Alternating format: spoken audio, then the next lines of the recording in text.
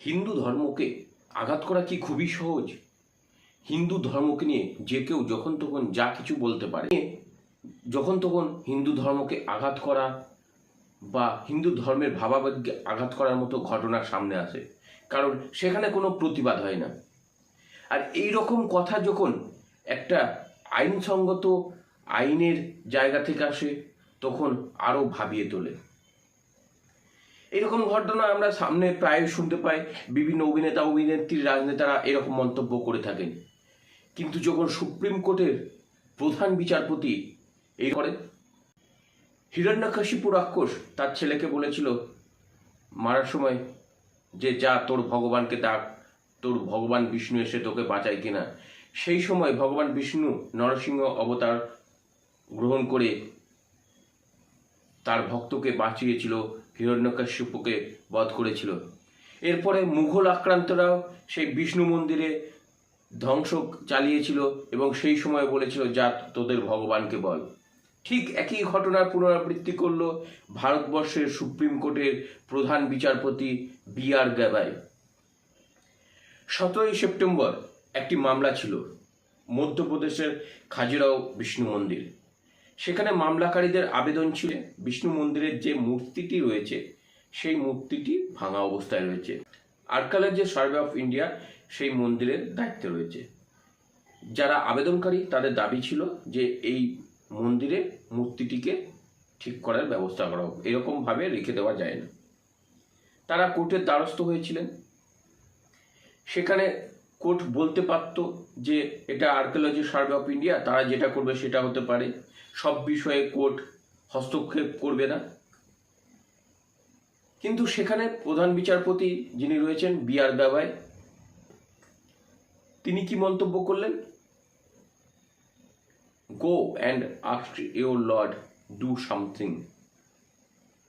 আপনি যদি আপনার ভগবানের কঠোর ভক্ত হন, তাহলে আপনি গিয়ে সাধনা করুন, আপনার ভগবানকে কিছু করতে বলুন।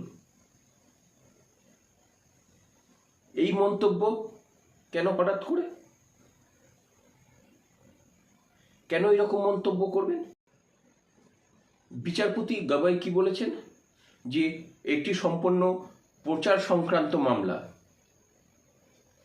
তিনি সেখানে থেমে থাকেননি। তিনি কি বলেছেন? Go and ask your Lord to do something. আপনি যদি আপনার ভগবানের কঠোর ভক্ত হন, তাহলে ভগবানের কাছে গিয়ে বলুন, ভগবান কিছু করবে। এছাড়াও যারা বিষ্ণুর ভক্ত, ভগবান বিষ্ণুর ভক্ত, তাদেরকে পাশে একটি শিব মন্দির রয়েছে, আপনারা সেখানে গিয়ে পুজো করতে পারেন। হিন্দু ধর্মকে আঘাত করা এরকমই সোজা। তিনি এই মন্তব্য করার আগে বলেছিলেন আমি একজন সেকুলার, আমি সর্বধর্মকে সম্মান করি। তাহলে এটা কি ধরনের কথা? সেকুলার কথার নামে দিয়ে কি হিন্দু ধর্মকে আঘাত করা যায়? তিনি যে আসনে বসে মন্তব্য করেছেন, এটা সংবিধানের পীঠস্থান, সেখানে বসে এরকম মন্তব্য করতে পারেন?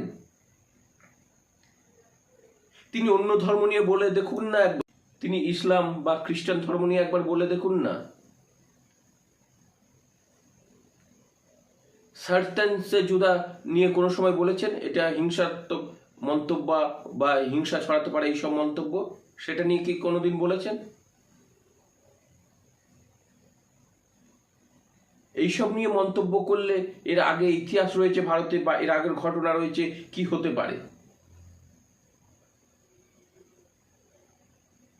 অন্য ধর্মকে আঘাত করলে এই মন্তব্য যেরকম করেছেন ভগবান বিষ্ণুকে নিয়ে, সেরকম মন্তব্য যদি কোনো ইসলাম ধর্ম বা খ্রিস্টান ধর্মের উপর করতেন, তাহলে কি হতো?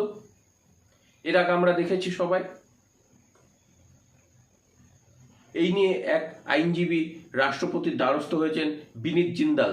তিনি রাষ্ট্রপতির দ্বারস্থ হয়েছেন যে একজন বিচারপতি, ভারতবর্ষের সাংবিধানিক যিনি সর্বোচ্চে রয়েছে সুপ্রিম কোর্টের প্রধান বিচারপতি, তিনি এরকম মন্তব্য কেন করলেন, তার অপসারণ চেয়েছেন।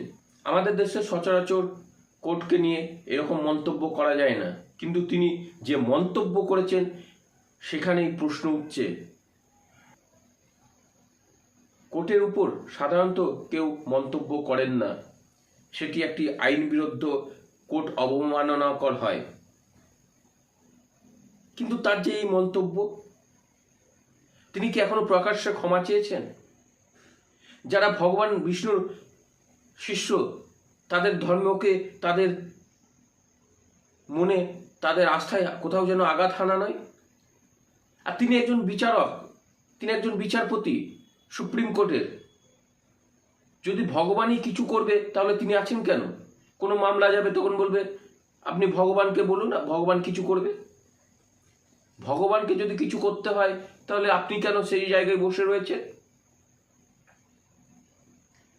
যে ভাষা হিরণ্যকশিপু বলেছিল, যে ভাষা মুঘল আক্রান্তকারীরা বলেছিল, সেই একই ভাষা বলে চলেছেন। কেন এই ধরনের ভাষা তিনি বলছেন? এটা কি তার মুখ থেকে শোভা পায়? না হিন্দু ধর্মটাই সব টার্গেট সবার কাছে? সেকুলারের নামে শুধু মাত্র হিন্দুরাই আক্রান্ত হবে?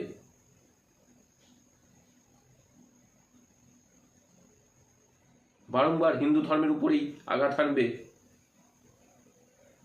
আর যদি ভগবান বিষ্ণুই সব করবে তাহলে আপনি আছেন কেন বসে সেই চেয়ারে?